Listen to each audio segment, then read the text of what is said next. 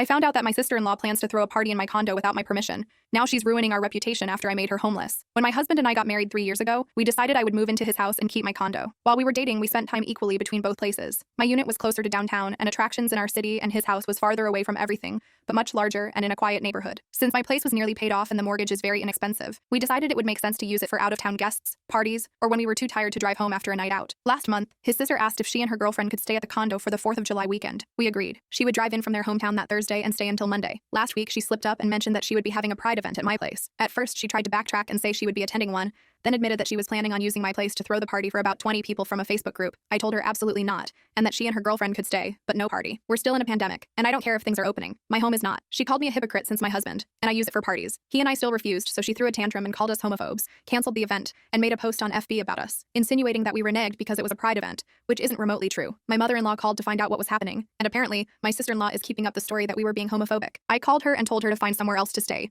so of course she got even more irate and made more insulting posts on FB about us, saying that she was basically homeless for the weekend and that it's not safe for them to stay at a hotel. I'm not budging, but my husband is trying to keep the peace and saying we should still let her stay. SIL and I usually have a very great relationship, so I'm not sure why she's acting so ugly about it. Aita for reneging on allowing her to stay in my empty condo? Update. It was a very long Zoom with me, my husband, SCL, and her girlfriend, but I think we're all on the same page. I decided to let her talk first, and apparently, she took me saying, I don't want those people in my house, to mean something way different than what I intended. She claims she wasn't blowing it out of proportion, but she also says she knew I didn't mean it in any other way, and she let anger get the best of her. She says she doesn't know why she doubled down once she calmed down, but I suspect the GF egged her on as she spent most of the call silent. SIL was very apologetic about being childish and insisted the homophobic comments were in general and not directly about me. She claims she was having issues with other people as well, but she did apologize for the FB posts and has since deleted them. Regarding the party, the girlfriend made the plans and sister-in-law just went with them. It went from being a couple of people for dinner to something bigger, and they were both trying to save face, not realizing, caring how it made my husband and I look. She says she understood the invite being revoked and hoped I would forgive her. I apologized for using the words, those people, because I understand it can be offensive. She and her girlfriend decided that they would still be coming in next week